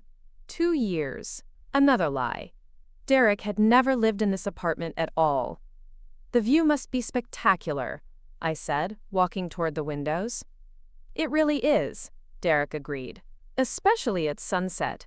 I looked out at the Seattle skyline, noting the angle and landmarks visible from this window. Information that might be useful later. Behind me, Derek was opening the champagne and getting glasses from the kitchen. So, he said as he poured, what made you change your mind about me, Mrs. Chen? What made you change your mind? A question designed to fish for information about what I'd been thinking. Jessica helped me see things differently, I said. She reminded me that relationships work differently now than they did in my generation. They really do, Derek agreed enthusiastically. Modern couples are much more independent. We don't need to know every detail about each other's past to know we're compatible. Don't need to know every detail. The same argument he'd made at dinner. The idea that basic information about your partner was somehow unnecessary. You're absolutely right, I said. I was being old-fashioned. Derek beamed at my apparent conversion to his way of thinking. I'm just glad we can move forward as a family, he said. Jessica means everything to me. Jessica means everything to me. Words that would have sounded romantic if they weren't coming from a career criminal. Derek, Jessica said suddenly, I have some news about the wedding. Derek turned to her with interest. What kind of news? I've been thinking about what you said. About the job opportunity in London. Maybe we should wait to get married until after you start the new position. Derek's smile faltered slightly. Wait? But I thought we agreed that this weekend was perfect. I know, Jessica said. But getting married and moving to a new country at the same time seems like a lot of stress. Maybe we should take a few more months to plan properly. A few more months. Derek couldn't afford to wait a few more months. He needed to close this con and move on before his lies caught up with him. Jessica, Derek said, moving closer to her, I don't want to wait. I want to start our life together as soon as possible. But what's the rush? Jessica asked innocently. If we're going to spend the rest of our lives together, what difference does a few months make? What's the rush? The question Derek couldn't answer honestly, without admitting that his timeline was driven by criminal necessity rather than romantic passion. "I just love you so much," Derek said, taking Jessica's hands. "Every day we're not married feels like a day wasted." Every day we're not married feels like a day wasted. The kind of romantic declaration that would normally melt a woman's heart. But Jessica had already seen the evidence of who Derek really was. "That's sweet," she said, "but I've been talking to some friends who've planned international moves. They all said it's better to get the logistics settled before making other major life changes. Talking to friends. Getting advice. Showing independence and careful thinking instead of the impulsive romanticism Derek was counting on." Derek was starting to look uncomfortable. His perfect plan was being questioned, and he didn't have good answers. "What friends?" he asked. "I don't remember you mentioning talking to anyone about this." "What friends?" The question revealed Derek's expectation that he should know about every conversation Jessica had with other people. "Just some colleagues," Jessica said vaguely. "People who've done international relocations for work." Derek's jaw tightened slightly. He was losing control of the narrative, and he didn't like it. That's when Amanda appeared in the doorway. "Plecus?" Derek's face went completely white. For a moment he looked like he might faint. "Hello, Derek," Amanda said calmly. "Or should I call you Michael?" Derek's mouth opened and closed like a fish gasping for air. No words came out. "Who is this?" Jessica asked, playing her role perfectly. "This is Amanda Foster," I said, "Derek's other girlfriend." Derek found his voice. "I have no idea who this woman is. I've never seen her before in my life. Never seen her before in my life." A desperate lie from someone who'd been dating Amanda for 4 months. Amanda pulled out her phone and showed Jessica the photos of her and Derek together. "These were taken last weekend," Amanda said. "While you were at your mother's engagement party, Derek was telling me he had to work late. The lie Derek had told Amanda to explain his absence while he was celebrating his engagement to Jessica. Derek stared at the photos in horror. There was no way to explain them away. "Derek," Jessica said quietly, "who is this woman?" Derek's mind was racing, trying to find an explanation that would salvage the situation. She's a client," he said desperately. "We had some business dinners." "Those photos are taken out of context." Business dinners. Out of context. More lies from someone who was panicking. "What kind of business?" Jessica asked. "Real estate consulting," Derek said, not realizing he'd just contradicted his own cover story about international trade law. "I thought you worked in international law," Jessica said. Derek's face reddened as he realized his mistake. "I do both. I consult on real estate deals as a side business." Do both. A side business. More improvised explanations that didn't make sense. "Derek," Amanda said, "stop lying. Tell Jessica the truth about who you really are." "I don't know what you're talking about," Derek said, but his voice was shaking. That's when I decided it was time to end Derek's performance. "Derek," I said, "or should I say Michael Torres?" Derek's legs actually buckled. He grabbed the back of a chair to steady himself. "My name is Derek Marquez," he said weakly. "No," I said, pulling out the evidence folder. "Derek Marquez died in a car accident in Phoenix 6 months ago. You stole his identity." I handed Jessica the death certificate and identity documents. "Your real name is Michael Torres," I continued. "You're 38 years old. You have arrests for fraud in 3 states. You've been running romance cons for at least 5 years. Derek stared at the documents like they were weapons pointed at him. "This is insane," he said. "You're all insane. I don't know where you got these fake documents, but this is some kind of conspiracy." Fake documents. Conspiracy. The response of someone with no other defense. "The police have the same documents," I said. "They're investigating you right now for identity theft and fraud." Police. Investigation. The words that made Derek realize his situation was hopeless. "You called the police?" he asked in horror. We filed a complaint yesterday, Amanda said. About the $40,000 you stole from me. $40,000. Derek had forgotten that his financial crimes were documented and prosecutable. I never stole anything from you, Derek protested. You gave me that money willingly. Gave me that money willingly. An admission that he had taken Amanda's money, even as he tried to claim it wasn't theft. For fake investments, Amanda said. For business deals that don't exist, using a false identity. Derek was trapped, and he knew it. His lies were collapsing faster than he could invent new ones. Jessica, he said, turning to her with desperation. You know me. You know I would never hurt you. These women are trying to destroy what we have. You know me. Except Jessica was beginning to realize she didn't know Derek at all. Do I know you? Jessica asked quietly. What's your real name? Derek hesitated. Derek Marquez. Stop lying, Jessica said, her voice getting stronger. Tell me your real name. Derek looked around the room like a trapped animal. There was no escape, and no more lies that would work. Michael, he said finally. Michael Torres. The first true thing Derek had said since we'd arrived. How old are you really? Jessica asked. 38. Are you really in international business? No. Are you really a lawyer? No. Do you really have a job at all? Derek was silent for a long moment. This is how I make money. This is how I make money. A confession that romance fraud was his career. By lying to women? Jessica asked. By giving women what they want, Derek said, his desperation making him honest. Successful women like you want a man who's accomplished and sophisticated. So that's what I become. What they want. What I become. Derek actually believed he was providing a service rather than committing crimes. You stole $40,000 from Amanda, Jessica pointed out.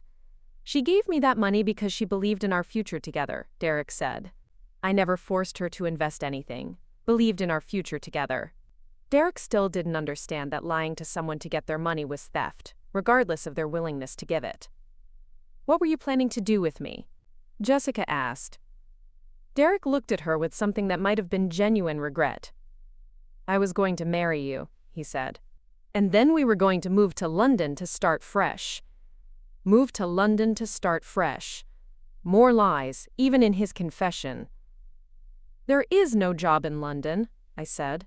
There is no international firm. You were planning to disappear with whatever money you could access from Jessica's accounts. Derek's shoulders slumped in defeat. The London thing was an exit strategy. Exit strategy. The clinical term that revealed how calculated Derek's romance had been. So none of it was real? Jessica asked. None of your feelings for me? Derek looked at her for a long moment. I do care about you, Jessica. More than I've cared about anyone in a long time. Care about you. More than anyone in a long time. Words that would have meant something if they weren't coming from someone who'd been lying about everything else. But not enough to tell me the truth, Jessica said. I couldn't tell you the truth, Derek said. You never would have given me a chance if you knew who I really was. Never would have given me a chance. Derek understood that his real identity was incompatible with the kind of relationship Jessica wanted. You're right, Jessica said. I never would have dated a criminal who lies for a living. Criminal who lies for a living. An accurate description that Derek couldn't deny. I'm not a violent criminal, Derek said, as if that made his fraud somehow more acceptable. I've never hurt anyone physically. Never hurt anyone physically. As if emotional manipulation and financial theft weren't forms of harm.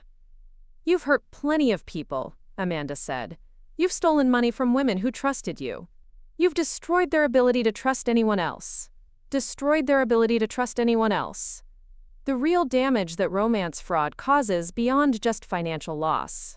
Derek was quiet for a moment, perhaps realizing for the first time the true impact of his actions. What happens now? He asked. Now you face consequences, I said. The police are going to arrest you for identity theft, fraud and theft. You're going to jail. Going to jail. The reality Derek had been avoiding through years of running from place to place. And Jessica and Amanda are going to rebuild their lives without you, I continued. They're going to learn to trust again, despite what you've done to them. Learn to trust again, the healing process that would take time but was possible. Derek looked around the apartment that wasn't his, at the life he'd built on lies. I could give Amanda her money back, he said desperately. I still have most of it. Still have most of it. An admission that he'd been planning to steal even more before disappearing. That's not going to make this go away, Amanda said. You committed crimes. You need to face consequences. Derek nodded slowly. He seemed to understand that his con artist career was over. For what it's worth, he said to Jessica, meeting you did change me, made me want to be a better person. Want to be a better person. Words that might have been true, but were too little, too late. If that's true, Jessica said, then prove it. Cooperate with the police. Help them find your other victims. Do something good for once in your life. Do something good for once in your life. A challenge that Derek had probably never considered before. I will, Derek said quietly.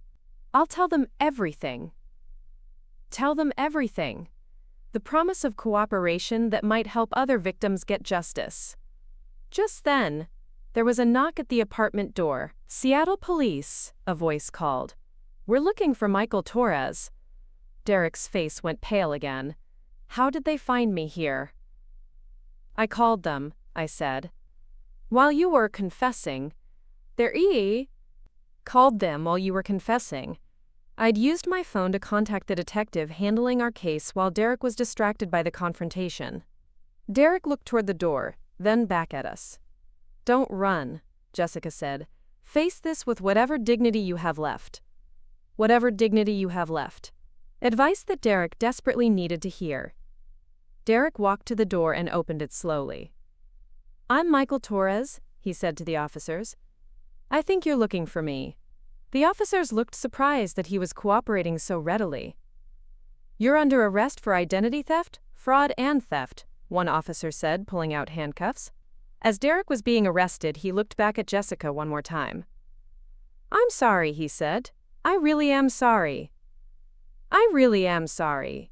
Words that couldn't undo the damage, but showed that some part of Derek understood what he'd done wrong. Jessica watched silently as Derek was led away in handcuffs. When the door closed behind the officers, she sat down heavily on the couch. I can't believe this is real, she said. It's real, Amanda said, sitting beside her. But it's over now. How do I move on from this? Jessica asked. How do I ever trust anyone again? Ever trust anyone again? The question that every fraud victim struggles with. One day at a time, I said. With help from people who care about you. And with the knowledge that not everyone is a liar. Not everyone is a liar. The truth that Jessica would need to remember as she healed. Mom, Jessica said, looking up at me, I owe you an apology. No, you don't, I said. Yes, I do, Jessica insisted. I told you that you were too old to understand modern relationships. But you understood exactly what was happening. You saw through Derek when I couldn't. Saw through Derek when I couldn't. The recognition that experience and wisdom had value. You weren't wrong about modern relationships being different, I said. But some things never change. Criminals still lie. Fraudsters still manipulate. And mothers still want to protect their daughters. Still want to protect their daughters. The universal truth that transcends generational differences. I should have listened to you from the beginning, Jessica said. You listened when it mattered, I said. That's what counts. What do we do now? Amanda asked. Now we heal, I said. We help the police build their case. We make sure Derek faces consequences for what he's done. And we move forward with our lives. Move forward with our lives. The process of recovery that would take time but was absolutely possible. Jessica looked around the fake apartment one more time. He was living a completely fabricated life, she said. Everything I fell in love with was an illusion. Everything was an illusion. The painful truth that Jessica needed to accept before she could heal. Not everything, I said. Your capacity for love was real. Your hope for the future was real. Your desire for partnership was real. Derek took advantage of real emotions, but he didn't create fake ones. The distinction that would help Jessica understand that being deceived didn't make her feelings invalid. How do I know the next person I date isn't lying too? Jessica asked. The next person I date. Already thinking about the possibility of future relationships, which was a healthy sign. You ask questions, I said. You verify things that matter. You trust your instincts when something feels wrong. And you remember that taking time to really get to know someone isn't old-fashioned. It's smart. Taking time to really get to know someone. The lesson that Jessica had learned the hard way. And if you need someone to do a background check, I added with a smile, you know where to find a good investigator. Jessica laughed, despite everything. I definitely do. As we left Derek's fake apartment building, Jessica put her arm through mine. Mom, she said, tell me about your career. The real story this time. The real story. After 34 years, Jessica was finally ready to learn who her mother really was. Where do you want me to start? I asked. Start with how you became a private investigator, Jessica said, and don't leave out any details. Don't leave out any details. The request I'd been waiting decades to hear. As we walked to our cars, I began telling Jessica about the career she'd never shown interest in before, the cases I'd solved, the people I'd helped, the skills I'd developed over 30 years of uncovering the truth. For the first time in our relationship, Jessica was genuinely interested in understanding who her mother was beyond the role of mom. And for the first time in years, I felt like my daughter truly respected my intelligence and experience. Derek had tried to drive a wedge between us by encouraging Jessica to dismiss my concerns as outdated and irrelevant. Instead, his lies had brought us closer together than we'd been in years.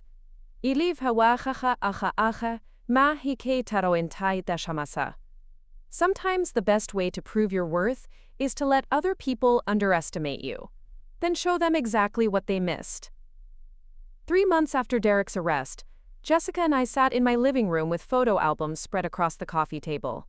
Pictures from cases I'd solved over 30 years. Newspaper clippings about investigations that had made headlines. Awards from law enforcement agencies for assistance in major fraud cases.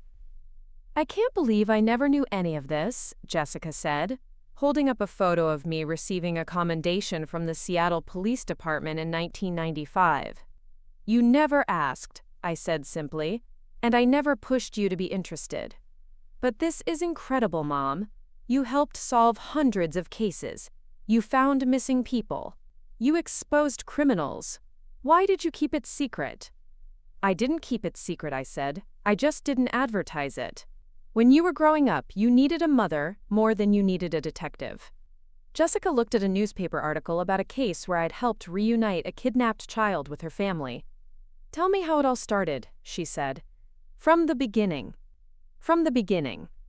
The story I'd never told anyone in its entirety. It started in 1982, I said. 2 years after you were born. Your father was working long hours building his accounting practice. I was home with you, feeling like my brain was turning to mush. Jessica laughed.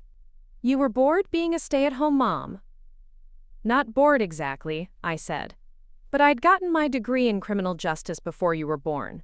I'd planned to work in law enforcement. Then I got pregnant with you, and those plans changed. You wanted to be a police officer? A detective, I said. I'd always been good at puzzles. At seeing patterns other people missed.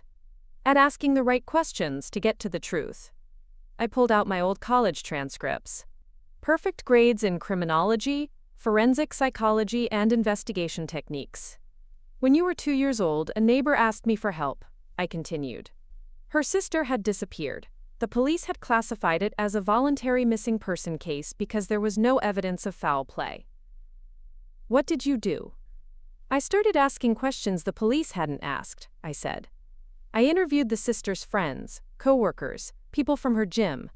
I looked at her credit card statements and phone records. Was that legal? The sister had given permission for everything, I said. Within a week, I'd traced her to Las Vegas. She'd gone there with a married man and was too embarrassed to call home. So you found her? I found her, I said. And when I called to tell her that her family was worried sick, she came home immediately. Jessica looked impressed. What happened next? Word spread, I said. The neighbor told her friends that I'd found her sister when the police couldn't. Soon other people were asking for help with missing relatives, cheating spouses, background checks on potential business partners. You started getting paid for it? At first I just charged for expenses, I said. Gas money, phone bills, that kind of thing. But after 6 months, I was getting enough requests that I decided to get my private investigator's license. I showed Jessica my original PI license from 1983. Margaret Chen, licensed private investigator, State of Washington. Your father supported this career change? Your father thought it was a phase, I said. Something to keep me busy while you were little. He figured I'd get tired of it once the novelty wore off. But you didn't get tired of it. I loved it, I said. Every case was a puzzle to solve. Every client was someone who needed help that they couldn't get anywhere else. Jessica picked up a file folder labeled Chen Investigations, Case Summaries, 1983 to 2016. Can you tell me about some of your cases? Which ones do you want to hear about? The interesting ones, Jessica said. The ones that made you good at spotting people like Derek. The ones that made me good at spotting people like Derek. The cases that had prepared me to protect my daughter 30 years later. There was a case in 1987, I said, opening the folder to find the right file. A woman named Patricia Williams hired me to investigate her fiancé. She was 45, recently divorced, and had met this charming man who seemed too good to be true. What was suspicious about him? He claimed to be a successful businessman, but Patricia had never seen his office. He said he traveled frequently for work, but she'd never met any of his colleagues. His stories about his past were vague and inconsistent. Sounds familiar, Jessica said grimly. Very familiar, I agreed. I spent 3 weeks investigating Thomas Morrison. That was the name he was using with Patricia. Using with Patricia? Thomas Morrison was his 4th identity in 5 years, I said. His real name was Gary Sullivan. He was wanted for fraud in 3 states. What was his con? He targeted recently divorced women with substantial assets, I said. He'd romance them, propose marriage, then convince them to invest in fake business opportunities. How much had he stolen? Over $200,000 from previous victims, I said. Patricia would have been his biggest score yet. She was planning to invest her entire divorce settlement in his fake real estate development company. Jessica whistled softly. Did you stop him? I documented everything and turned the evidence over to the FBI, I said. Gary was arrested 2 days before his wedding to Patricia. How did Patricia react? She was devastated at first, I said, heartbroken that someone she loved had been lying to her. But she was also grateful that I'd saved her from losing everything. Did she ever trust anyone again? She remarried 5 years later, I said, to a man she met through friends who vouched for his character, someone whose background she thoroughly investigated before getting serious. Smart woman. Very smart, I agreed. Patricia taught me something important about recovery from fraud. The goal isn't to become paranoid and suspicious of everyone. It's to become smarter about verification and red flags. Jessica nodded thoughtfully. What other cases shaped how you think about relationships? I pulled out another file. In 1992, I investigated a man who was simultaneously married to 3 different women in 3 different cities. 3 wives? 3 wives who all thought they were his only wife, I said. Robert Henderson had a pattern. He'd meet a woman, court her intensively for 6 months, propose marriage, then claim his job required extensive travel. So the wives never questioned his absences. Exactly, I said. He'd spend 2 weeks with wife number 1 in Seattle, then 2 weeks with wife number 2 in Portland, then 2 weeks with wife number 3 in Vancouver. How did you catch him? Wife number 2 started getting suspicious about his travel schedule, I said. She hired me to follow him during one of his supposed business trips. And you discovered the other wives. I discovered that his business trip to San Francisco was actually a trip to visit wife number 3 in Vancouver, I said. Once I knew about the pattern, it was easy to find the other wives. What happened to him? bigamy charges in 3 jurisdictions, I said. Plus fraud charges for the fake identities he'd used to get marriage licenses. And the wives? They all divorced him, I said. 2 of them became good friends after bonding over their shared experience of being deceived. Jessica was quiet for a moment. These stories are making me feel better about Derek. How so? Because I see that I'm not the first smart woman to be fooled by a professional liar, Jessica said. And because these women survived and moved on with their lives, the truth that Jessica needed to understand about her own future. That's exactly right, I said. Being deceived by a skilled con artist doesn't make you stupid or naive. It makes you human. Tell me about a case where you helped someone who wasn't being scammed, Jessica said. Something positive. I smiled and pulled out a different folder. In 1995, I helped a young woman find her birth parents. Adoption case? Sort of, I said. Jenny Martinez was 25 years old. She'd been told her entire life that her parents had died in a car accident when she was 2. She was raised by her grandmother. But that wasn't true. Her grandmother had lied to protect her, I said. Jenny's mother had been very young and unmarried when she was born. In the 1970s, that carried a lot of stigma. The grandmother convinced everyone that it would be better for Jenny to believe her parents were dead rather than abandoned. So Jenny's mother was actually alive? Both parents were alive, I said. They'd gotten married 2 years after giving up Jenny for adoption. They'd spent 23 years wondering what happened to their daughter. How did you find them? Old hospital records, adoption agency files, newspaper birth announcements, I said. It took 4 months of tracing paper trails and interviewing people who remembered the family. Did you reunite them? I arranged the first meeting, I said. In a neutral location with a counselor present. Jenny was terrified. Her birth parents were terrified. Everyone was afraid of being rejected. What happened?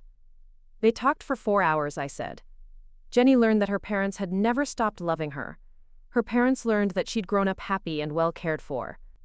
Do they have a relationship now? Jenny was a bridesmaid in her half-sister's wedding last year, I said. She calls her birth mother every Sunday.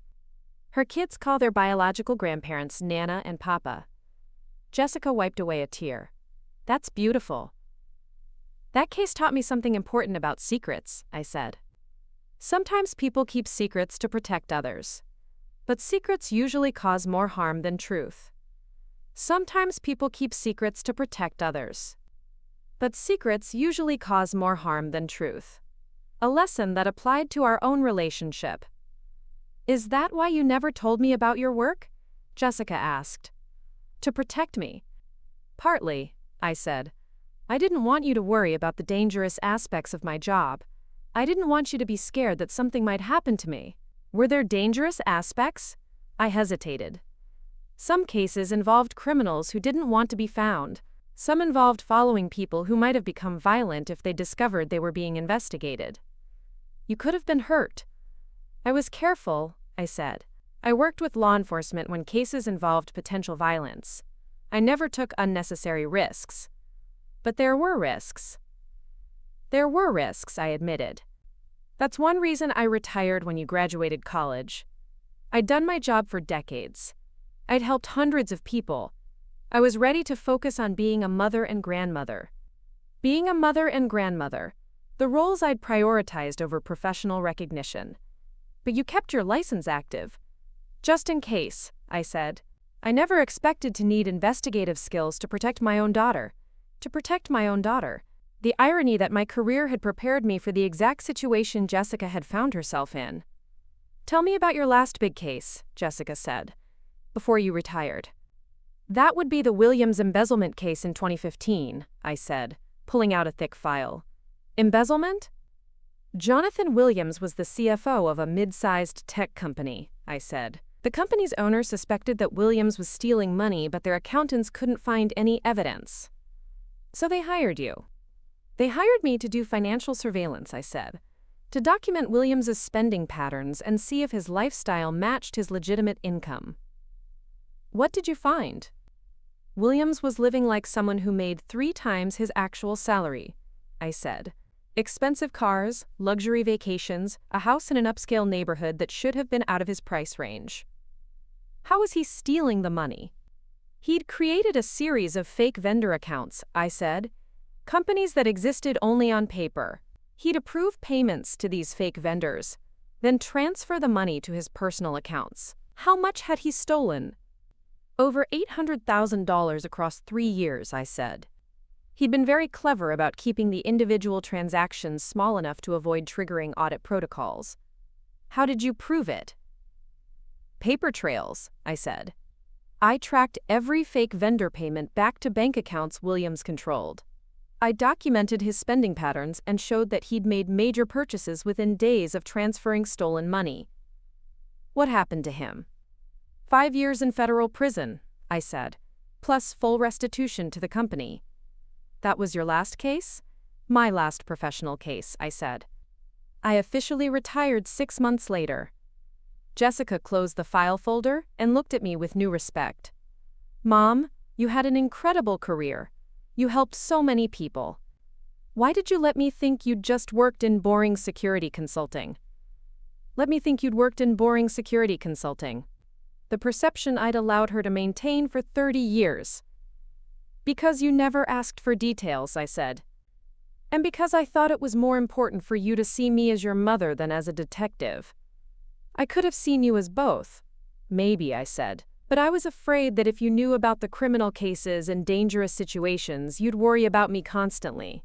I wanted you to feel secure and protected, not scared that your mother was out chasing criminals. Scared that your mother was out chasing criminals.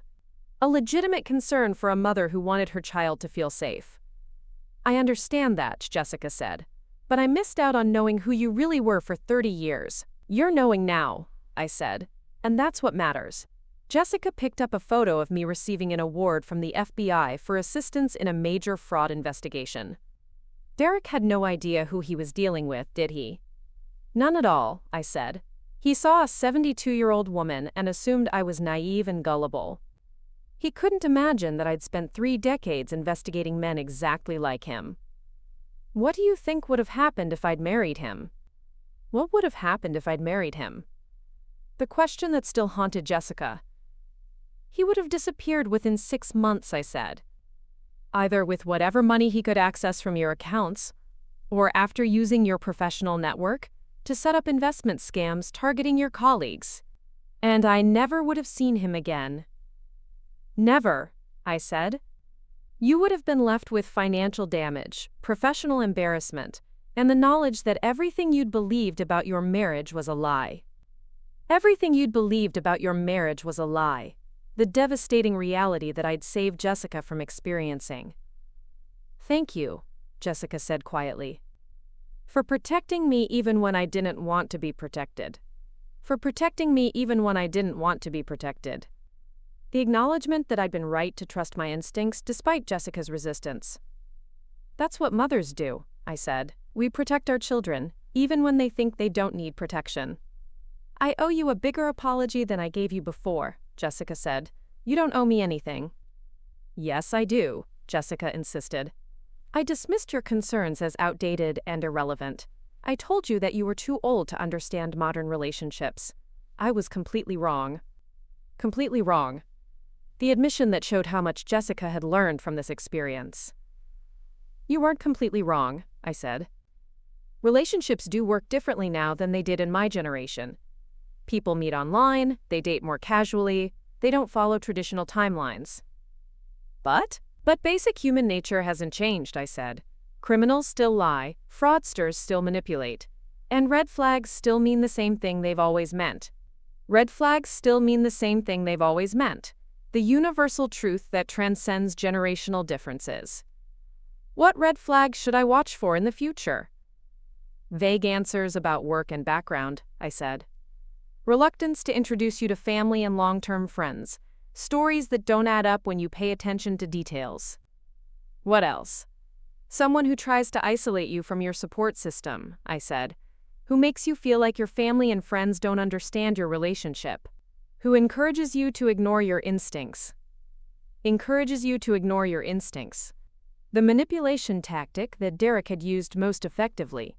Derek did all of those things, Jessica realized. He did, I said, and when you started questioning his stories, he convinced you that the problem was my generational bias rather than his lies.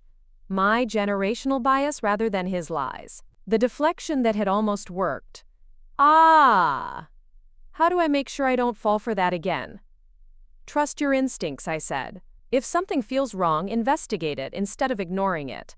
Ask questions and expect real answers, not vague deflections. And if someone tells me that my concerns are outdated or irrelevant, that's probably someone who doesn't want to be questioned too closely, I said. Jessica nodded thoughtfully. What about Derek? What's happening with his case? He's cooperating with authorities, I said. He's providing information about his previous victims and other fraud rings he was connected to. Other fraud rings? Derek wasn't working alone, I said. There's a network of romance fraudsters who share information about targets and techniques. The FBI is using Derek's cooperation to investigate a much larger operation. Much larger operation. The scope of organized romance fraud that most people don't realize exists. This covers how many other victims were there. At least 20 women across 6 states, I said. Derek's been doing this for almost 10 years. 20 women across 6 states. The scale of Derek's criminal career that put Jessica's experience in perspective. What's going to happen to him? He's looking at 8 to 12 years in federal prison, I said. Plus restitution to all his victims. Will Amanda get her money back? Most of it, I said. Derek still had about $30,000 of Amanda's money when he was arrested. The rest might be recoverable from assets the FBI seized. And the other victims? Some will get partial restitution, I said. But most of them will never recover the money Derek stole. That's the reality of these cases. Most of them will never recover the money. The harsh truth about fraud victims that highlighted how lucky Jessica had been. I feel guilty that I didn't lose anything, Jessica said. Don't feel guilty, I said. Feel grateful. And use that gratitude to help other people avoid the same mistakes. Use that gratitude to help other people. The constructive way to process survivor's guilt. How can I help other people? Share your story, I said. Talk about the red flags you missed. Help other women recognize the tactics that romance fraudsters use. Would you help me do that? Of course, I said. We could work together. Your perspective as a victim, my perspective as an investigator. Work together. The partnership that our confrontation with Derek had made possible. I'd like that, Jessica said. Maybe we could speak at women's groups, or write articles about romance fraud prevention. Maybe we could, I said. Jessica was quiet for a moment, looking through the photos and case files that represented 30 years of my professional life. Mom, she said finally, I want you to know that I respect you more than I ever have before. Thank you, I said. Not just for saving me from Derek, Jessica continued, but for the career you built, for all the people you helped, for being someone who stood up to criminals and won. Someone who stood up to criminals and won. The legacy I was proud to leave behind. You know what the best part of this whole experience has been? I asked. What? Getting to work a case with my daughter, I said. Seeing you be brave and strong when you confronted Derek. Watching you turn pain into determination to help others. Watching you turn pain into determination to help others. The character trait that made me most proud of Jessica. I learned that from you, Jessica said. You learned it from yourself, I said. I just gave you the tools to use it. 6 months later, Jessica and I were sitting on a panel at a women's business conference. The topic was romance fraud, how smart women can protect themselves. Jessica told her story with Derek. I provided expert commentary on fraud prevention and red flag recognition. Together, we answered questions from an audience of successful women who wanted to protect themselves without becoming paranoid. After the presentation, a young woman approached us. Thank you for sharing your story, she said to Jessica. I think my sister might be dating someone like your Derek. Can you help me figure out how to investigate him? Can you help me figure out how to investigate him? The question that made all our work worthwhile. Of course, I said. Let's talk about what you've observed and what resources are available. As we sat down with this concerned sister, I realized that my investigative career hadn't really ended when I retired. It had just evolved into something more personal and meaningful, and meaningful. I was still protecting people from criminals who preyed on trust and love. But now I was doing it alongside my daughter, who understood both the pain of being deceived and the satisfaction of seeking justice. Derek had tried to convince Jessica that her mother was too old to understand modern relationships. Instead, he'd given us the opportunity to discover that some kinds of understanding transcend generational differences, that wisdom earned through experience never goes out of style, and that the best revenge against people who underestimate you is proving them wrong while helping others avoid the same mistakes. Today, Jessica is dating someone new. A man she met through mutual friends who vouched for his character, someone whose background she thoroughly researched before getting serious. She still asks me to run background checks on people she's considering dating seriously. Not because she's paranoid, but because she's smart. She's learned that verification isn't the enemy of trust. It's the foundation of genuine relationships. And she's learned that her mother's old-fashioned ideas about taking time to really know someone weren't outdated at all. They were timeless wisdom that had protected our family when it mattered most. My name is Margaret Chen. I'm 72 years old. I spent 30 years as a private investigator, and 3 months proving to my daughter that experience and wisdom never become irrelevant. Derek thought he was dealing with a naive old woman who would accept his lies without question. He learned that some old women have skills he never imagined, skills that destroyed his perfect con and sent him to prison for the next decade. Less lies. Sometimes the people you underestimate are exactly the people you should fear most. And sometimes the best lessons about modern life come from people who've seen it all before. The daughter who told me I was too old to understand now calls me every day for advice. Not because I'm her mother, though I am, but because she's learned that understanding comes from experience, not age, and that the people who love you enough to ask hard questions are the people worth listening to. Even when, especially when, you don't want to hear what they have to say. Thank you for following Margaret and Jessica's story. If this helped you recognize red flags in your own relationships, please share it with someone who might need to hear it. And remember, trust your instincts, ask questions, and never let anyone convince you that caring about someone means not verifying their story. Subscribe for more true stories about ordinary people who proved that wisdom and determination can overcome any deception. See you tomorrow.